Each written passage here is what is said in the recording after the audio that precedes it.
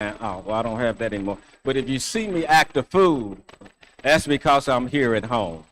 I'd like to thank our visitors for being here this morning. How many of you come to be encouraged this morning? How many of you come to hear a word this morning?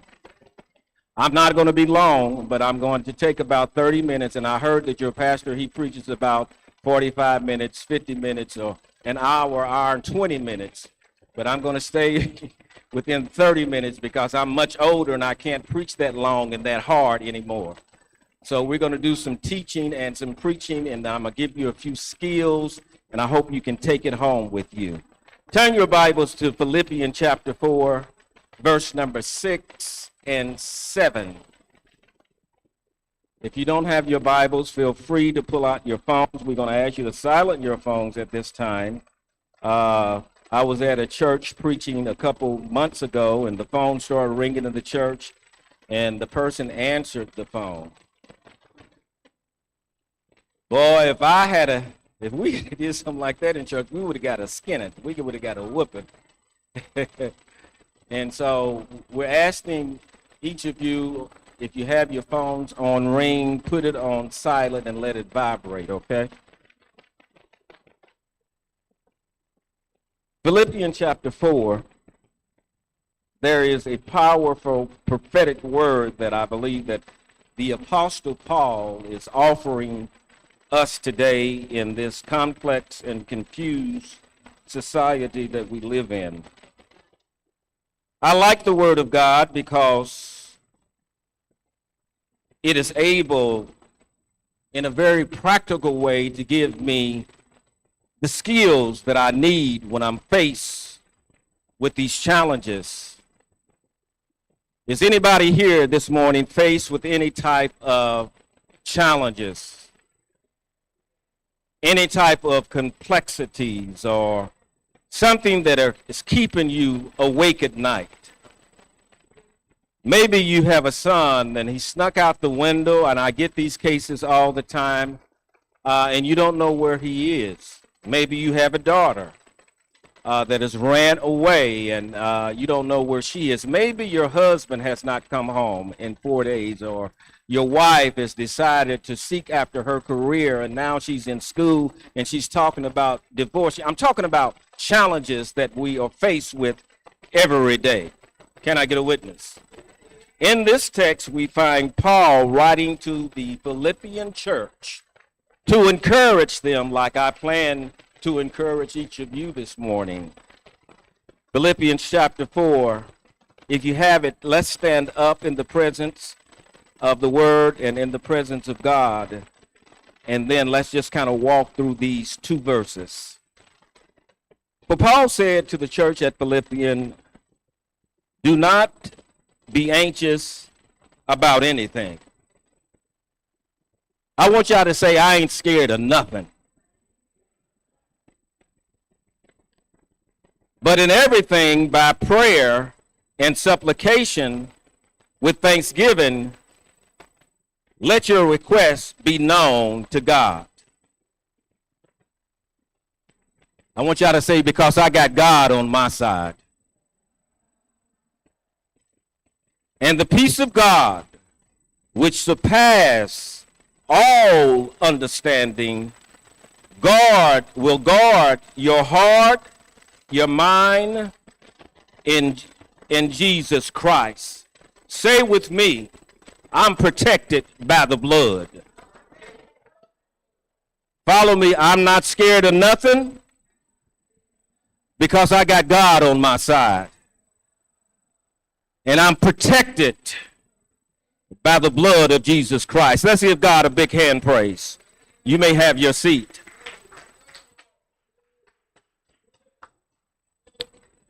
I want to talk just a few moments, and I want you to type this in. You know, you can text it to somebody and just ask them this question. What is causing you to be anxious? That is a therapeutic question. What do you mean by therapeutic, preacher? I mean, it is a question not for you to respond to emotionally, but it's a question for you to think about it cognitively and then close your eyes and take the journey, the intrapsychic journey that we all need to take and begin to realize what makes us tick.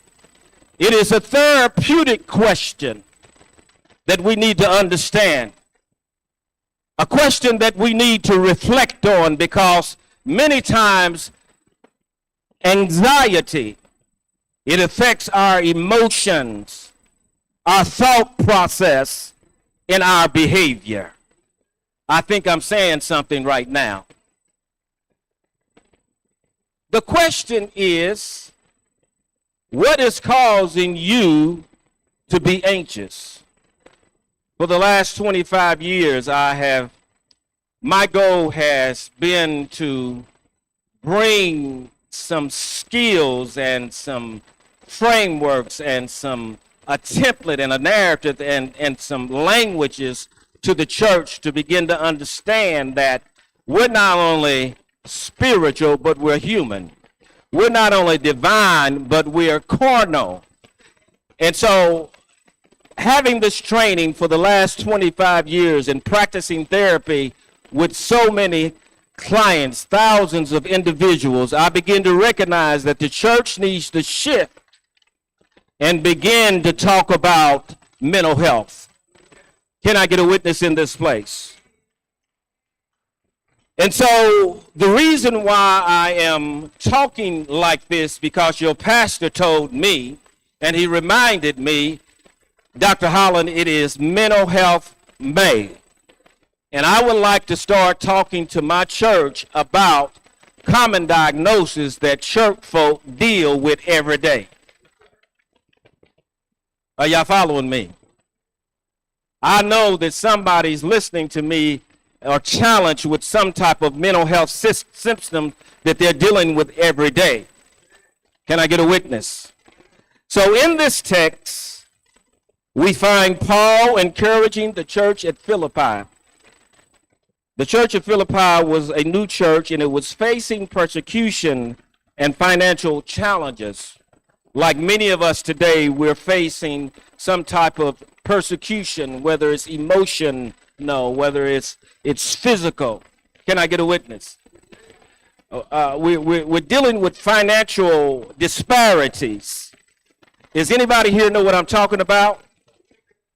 Some of us here may not even make $50,000 a year, but we've learned how to make ends meet. Some of us, we got folk in our family persecuting us, talking about us, frustrating us. We have children that we've raised, and we've raised and we worked 24/7 to try to get them at a place, and they don't appreciate it. These types of behavior, they provoke anxieties within us.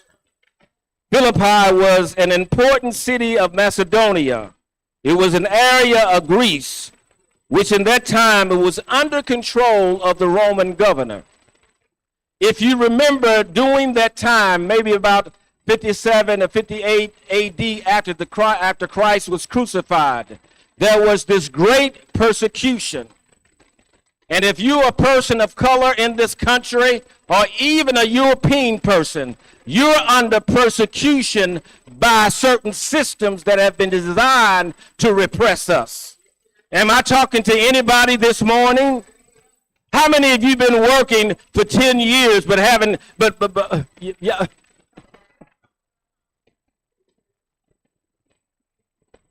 Working on a job that don't value you. Working on a job that don't appreciate your skills and your education that you've received. I'm asking the question, what is causing you to be anxious? A lot of us in 46218, yeah, I did my research, is dealing with a lot of anxiety because of the violence and the killing that's going on. The dilapidated houses, how they're not pouring money into. Am I talking to anybody this morning? How many of you have your children in IPS? When I was growing up in IPS, Indianapolis Public Schools, it was a place to go. because it was community. Can I get a witness? But if you are a 1999 parent or a 2000 parent, you're dealing with some type of anxiety when it comes to the school system. Now, we know that we experience anxiety because it's a normal part of life. We're anxious. As I was coming over here, some dude on 38th Street, and I hate going up and down 38th Street. He hopped right in front of me, and the Negro almost come out of me. Can I get a witness? In other words, I was cussing in my head. No, I was cussing out of my mouth. Anxious. Because I was trying to beat the yellow light. Can I get a witness? Trying to get through that yellow light, and then I looked all around. Is the popo anywhere? And I just took off. But it's just those types of things that we have to deal with every day. Have you ever on your way to work and you misplaced your keys? Am I talking to anybody this morning? Misplaced your keys and you already woke up late because you stayed out late. Can I get a witness in this place? But you misplaced your keys and you got like 20 minutes to get to your job, and it's a new job. And you're searching and you're looking everywhere for your keys, and you find out that your keys are right in your pocket. Can I get a witness in this place? It's a normal part of life where we deal with anxieties. If you're a student, and I can remember some of when I was a student, and I'm talking about like in grade school when we used to have those spelling tests, and when it was time for exams and spelling tests or the big test, or I would have these anxieties. And you know how I managed my anxiety? And I don't want you to do this, but I used to write the words on my hand, and then I would kind of look at them. And am I talking to anybody this morning? I'm just saying you got to figure it out on how to reduce your anxieties. And so, when you're talking about mental health, it is a prevalent subject that the church needs to address, and I feel that Pastor Howard has been doing a great work here. It was in 1949 when they passed this law to pour money or to allocate money for mental health services for a specific group of people. Now, that's been 73 years ago. Here it is in this is 2023. We as the church, we're just catching up with this ideal of mental health. We know something was wrong with Aunt Susan. Can I get a witness? That's why they sent her down south. We know something was wrong with Uncle Bo. That's why he had the back room down in the basement. Am I talking to anybody this morning? And so it is a problem and a dilemma that has been going on noticeably and noted for about 73 years. And we as the church, we begin to understand that we need to be trained, or there should be a relationship between psychology and theology. And when you fuse those two together, you come up with some type of container to hold people in their processes. Y'all follow with me? Some of the common diagnoses, and y'all just kind of work with me as I walk through this process, because I have some good information that I want to share with you.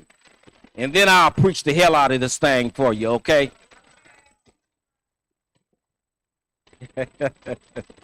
Some common diagnoses that I've seen over the 23 years that I've been practicing as a therapist. One major diagnosis that I've noticed is anxiety. Another one, and anxiety, it runs through all ages, all colors, whatever your social economics are. We all deal with what I call, or what the DSM call, general anxiety disorder. Then you have one called that I find in children that I serve, anywhere from 5 years old to about 12, ADHD. Any of you got kids that they tried to diagnose them with ADHD? I got a phrase for that, but I'm in church and I can't use that phrase because I'm in church. But when you talk about ADHD, you're talking about attention deficit, hyperactive or high, disorder, where the child is just kind of all over the place. Then a common diagnosis between, with all of us, with women and men, is depression. It is my theory is that we are always in a constant state of grief. You follow me? Because we're always losing something. I was in the store the other day at Kroger's. I like to shop at Kroger's because I can use my Kroger card. Anybody y'all follow me? And I get some. Y'all know food's high. That can cause some anxiety in you. And I think I make pretty good money, but all at the same time, when I'm standing in the line, I'm wondering if I got enough change in my pocket to pay. Well, anyway, I was standing in line, and I went to, it was $100 and something, Brother Avery, and I said, well, I looked in I carried this man bag. I looked in my man bag, and I didn't have any money there. And I'm thinking like, and I didn't leave, and I left my wallet in the car, but I'm talking about anxious. And here's this whole line of people in the back of me. You following me? And the lady said, she said, $104.23. Oh, I know I got $104.23, but I didn't have it in my bag. I left it in my wallet. Y'all call it wallet, a billfold, or whatever. But I all of a sudden I became anxious. I noticed my body. I started getting hot, and y'all talking about me. Here's this black man in line, and he got all this food. He don't even have any money or food stamps. But I'm talking about just the daily anxieties that we're triggered with. We're all in a process of grief constantly. Something is always happening that grieves us, that causes us to be angry, depressed, or in denial, or we want to bargain with this thing. Another common diagnosis is bipolar disorder. I know y'all got some folk that y'all know, and 1 minute they nice, and then in another minute they flip and they flop, and they flip and they flop and flip, and they say they love you, and then 1 minute they hate you, they like you, they dislike you. Am I talking to anybody this morning? Do y'all have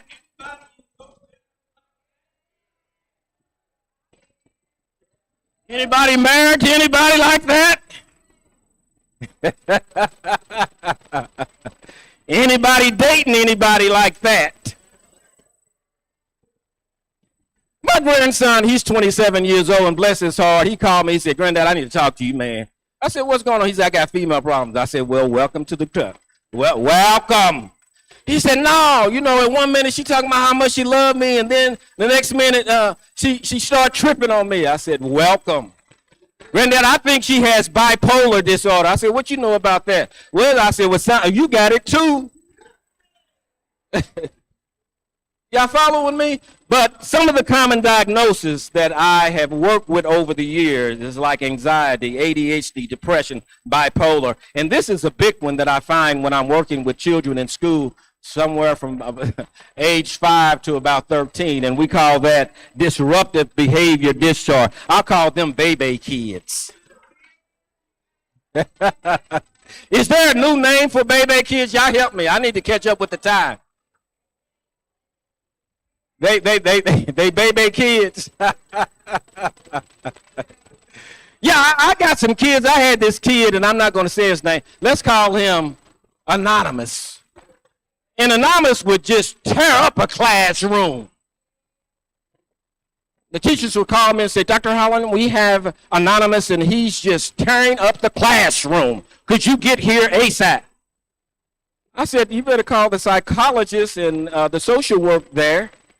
I've given you the treatment plan, but they didn't know how to redirect this child, this baby kid. Well, what they didn't know that Bebe, every night when he got home, he would hear his mother and father arguing, and his mother had to run, or they from house to house, or they ended up in what we call, what is it called, protective services, or DCS, or they was at the Coburn house down here where mothers had to run to for safety. And then when there were certain sounds that Anonymous heard, and it would trigger him, and he just going all over the place. The ideal here is that the church needs to begin to prepare ourselves for these common diagnoses that we're dealing with every day. If we want to make an impact on family systems and the families that we serve.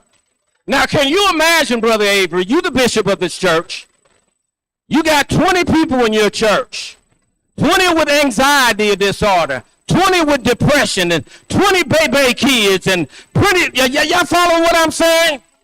You have a chaotic system. And then you want to get up here and talk about the Lord's Supper, and I'm going somewhere with this, and they need practical solutions to help them through this process.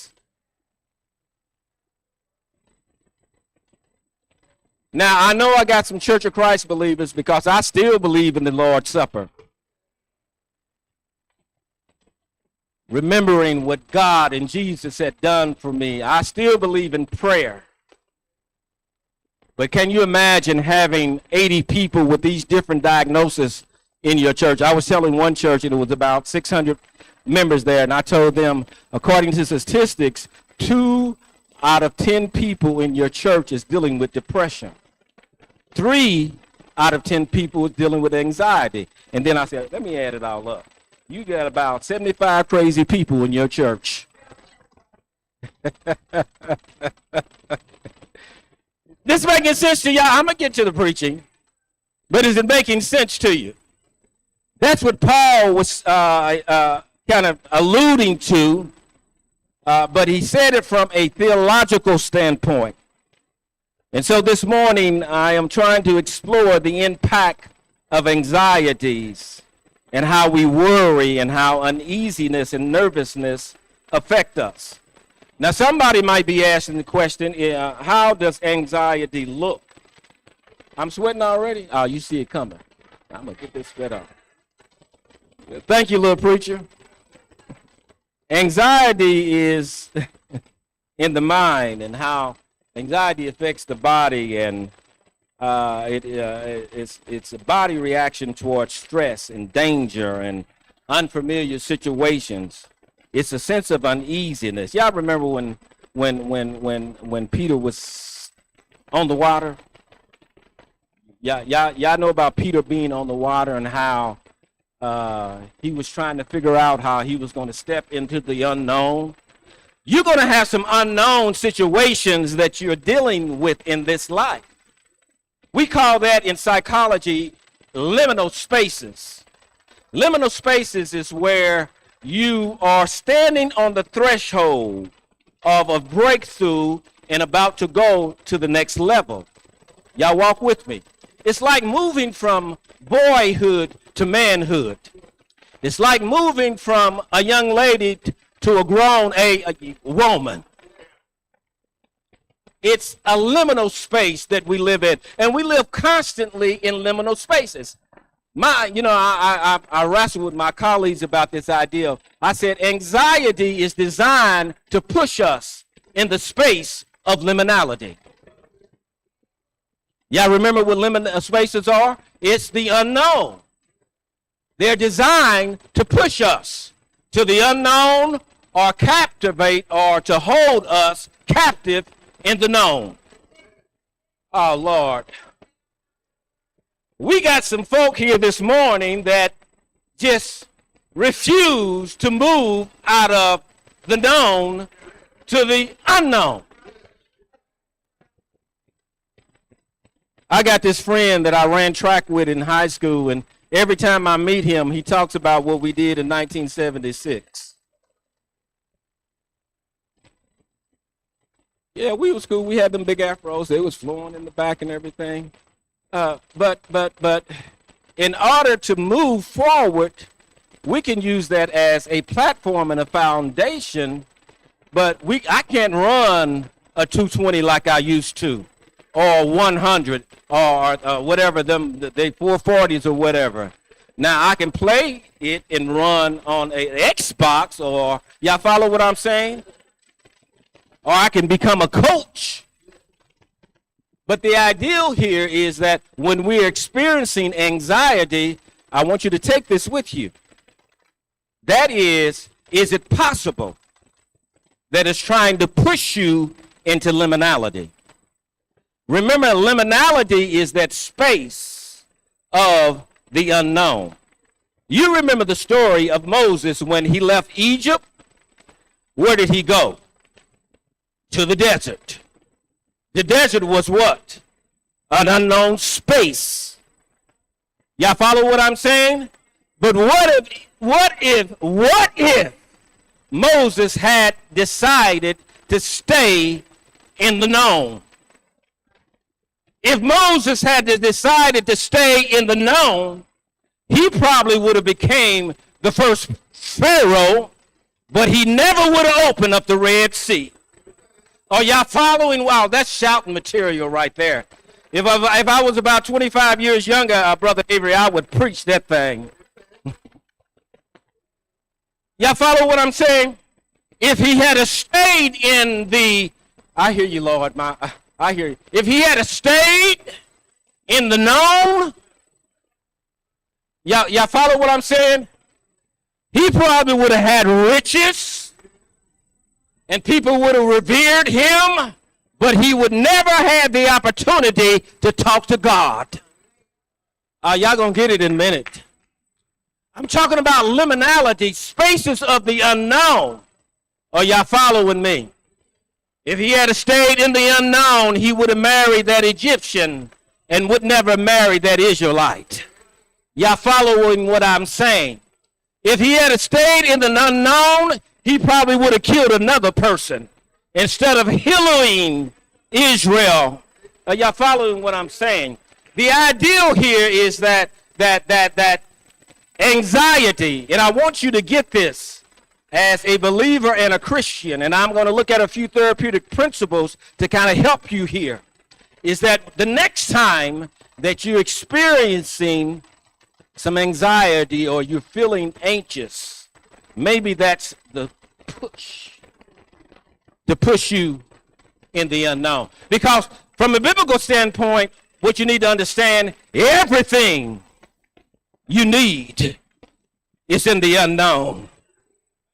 Y'all follow what I'm saying? How did God create the heavens and the earth? It was never there, and he just took light and put it. Y'all follow what I'm saying? And so remember, remember when you're experiencing that. But the therapeutic question is, what's causing you to feel anxious? Are you all right? Sister Ruth, Brother Avery, my cousin Henry, Sister Lisa, Sister Connie, Sister Sherry. If I'm not calling your name because I can't think of it or I don't remember it. What's causing you to feel anxious?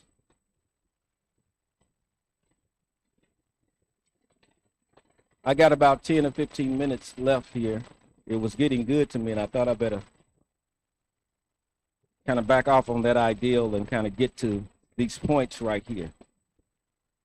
When you talk about this ideal of anxieties, there are causes, there are symptoms, and there's treatment for that.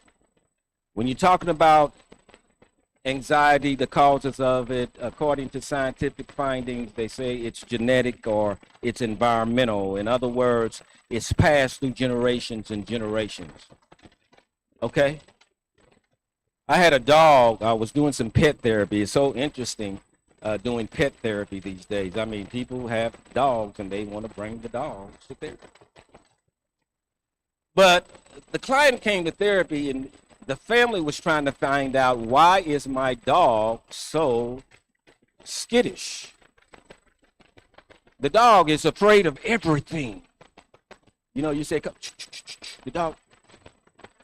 Well, and I was wondering why the dog was so skittish. And so there's this principle or this therapeutic approach that we use in counseling. It's called object relationships. And whatever object you connect with, you begin to manifest that. If your mother's nervous, you become nervous. If your daddy is crazy, you kind of follow what I'm saying. And so come to find out that the mother had been diagnosed with OCD, compulsive, or y'all know what I'm saying? And then she had also been diagnosed with some phobias and some general anxiety. And what she was doing was transferring these diagnoses of these symptoms onto the child. Am I talking to anybody this morning? Y'all know y'all got some children, and I got some grandchildren and great-grandchildren and children that I've passed some things on to them. And come to find out, the doctor said that the dog is two diagnoses. She was dealing with separation anxiety and what he called general and social anxiety with this dog. Genetic. I mean, I shifted, but this was environmental. Well, I asked the lady, I said, well, could you call whoever you got the dog from and ask them how was the mother of the dog? Did the dog experience any type of trauma or whatever? And sure enough, the mother, in burying those dogs, she birthed three and she lost two. And can you imagine what that dog experienced when she was in the mother's womb? Y'all just kind of walk with me. And so the ideal when we're talking about anxiety is genetic or it's environmental. Okay? And there are different types of anxieties. And some anxieties, which I've already talked about, was social anxiety, separation anxieties. And then there are symptoms of anxieties that we deal with, where we're feeling apprehensive and feeling tense and jumping, or restlessness or irritability. And the treatment for that, when we're talking about it from a therapeutic standpoint of view, is that there's psychotherapy, which I provide. There are groups that we have when individuals are diagnosed with this, or there's medication, or there's self-treatment. How many of you practice self-care? It's self-care, daily exercises, maintaining a positive attitude, getting enough. I'm in love with sleep since I turned 65. Well, me and sleep, we have a date every night about 10 o'clock. Y'all following me? Learning your triggers and eating well, a well diet. And this is for you men in here that's past 50 and you kind of can't see your feet. The doctor put me on a probiotic diet, and that was to I can get my cut back. My granddaughter said, "Granddaddy, what you trying to do? You're losing too much weight." But the ideal is to develop yourself a self-care plan to help you with your anxiety. Is this helping anybody this morning? What is causing us to be anxious? That's a question I want each of you to answer this morning. Let's go back to the text. I asked them to cut their phones off when I started. That makes me anxious. That throws me off track. Is security here, can we get that person with the phone and escort them to the back of the room?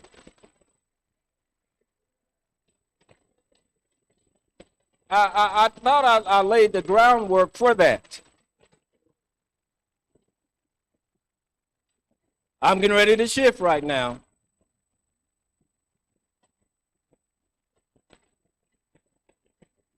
We understand that there are some common diagnoses. And I've listed those common diagnoses. We talked about anxiety, depression, and ADHD, and baby's kids. But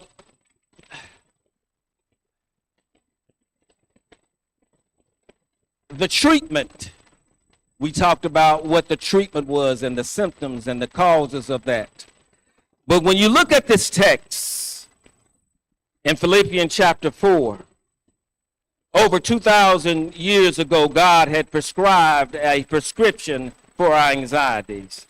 Long before therapy and modern medicine and using holistic approaches to develop self-care packages to soothe our mind, God had developed an action plan.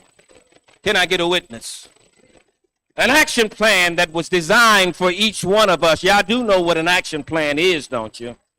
An action plan is a specific list of tasks to achieve a particular goal. It is an outline of steps for us to take and to focus on to achieve that goal. In Philippians chapter 4 and verse number 6, Paul gives us God's action plan to deal with our anxieties. Follow me to the text. Psychology says one thing, but God says something totally different. Are you hearing me? Psychology said, talk to your therapist. But Paul says, talk to God. Are y'all following me? Paul said, do not be anxious. Step number one, over anything. What are you saying, Paul? I don't see them writing anything down. I don't see them looking at their Bible.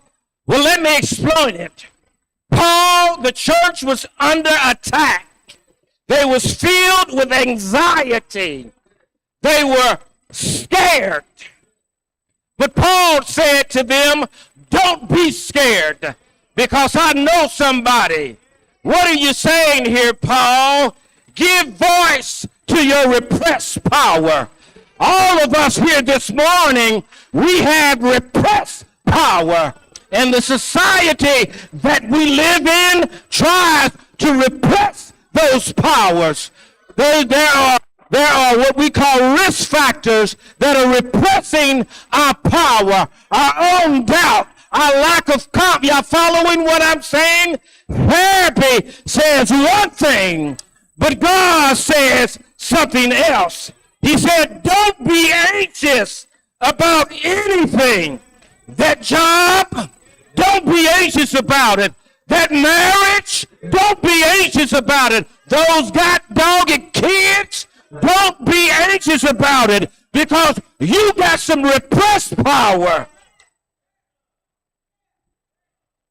But not only did Paul say, don't be anxious about anything or give voice to your repressed power, he said, but in everything, pray about it. Pray about it. My grandmother was a praying woman, and she prayed about it. I'm standing here because somebody prayed for me. For the prayers of the righteous, it can open up the Red Sea. It can improve your bank account. It can solve and fix your marriage. It'll get them baby kids to act like they got something. I'm talking about prayer. Did you remember to pray this morning? Therapy says one thing. And I told them people when I was in grad school and then that doctoral stuff, I went to God before I come to God.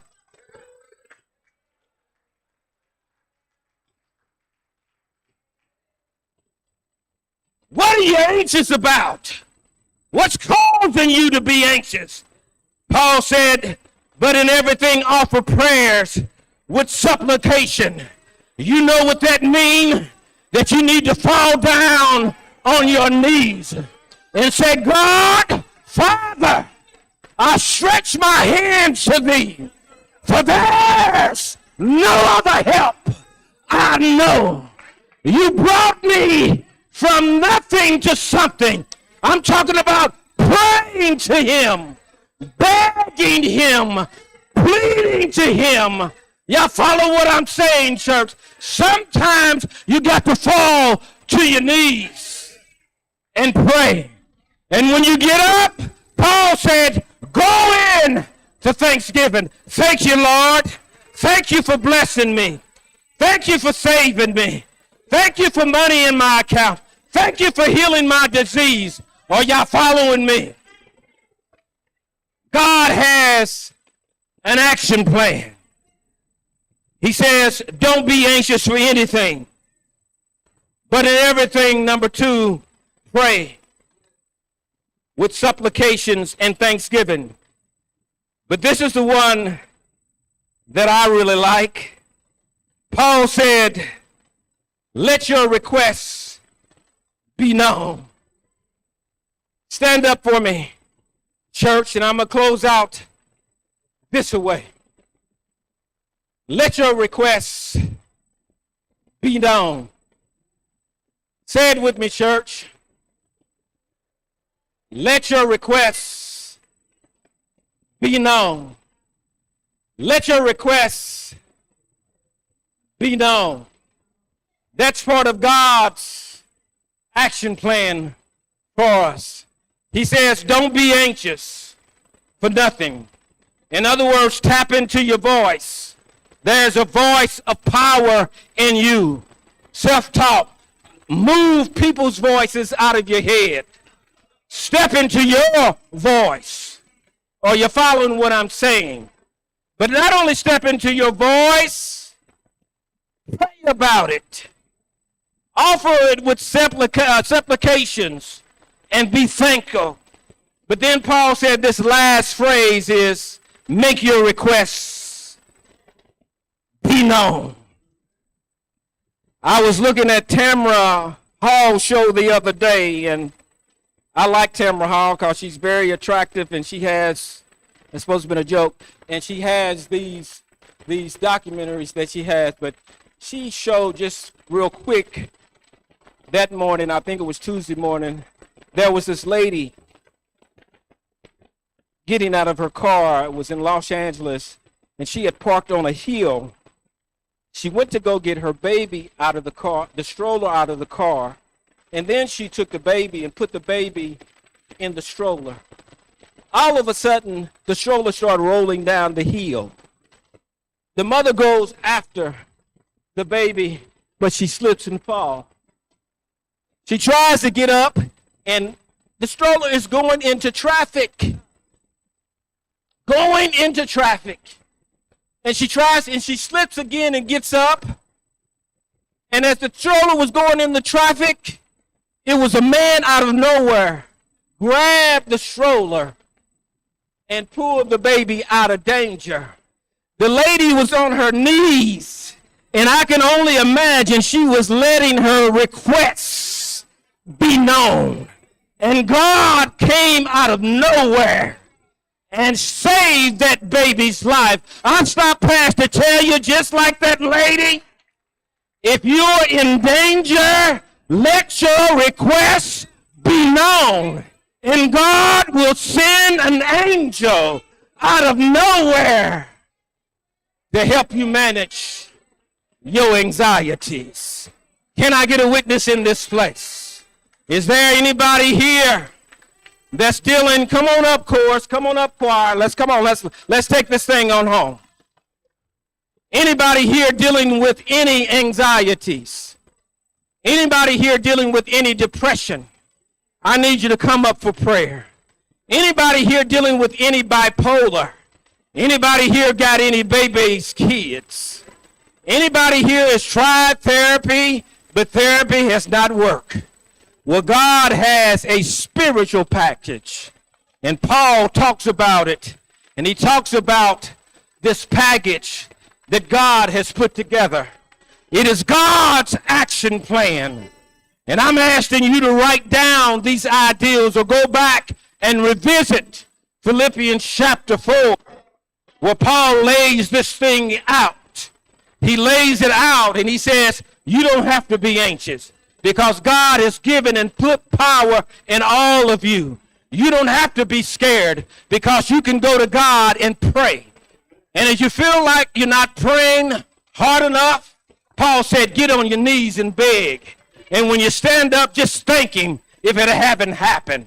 And don't forget, he's saying, not only that, make your requests known. I got a granddaughter. I'm about to cry right now. And whenever she calls me, she says, Granddaddy, I need you. Because I taught her as a young girl, make your requests known, and I'll break down.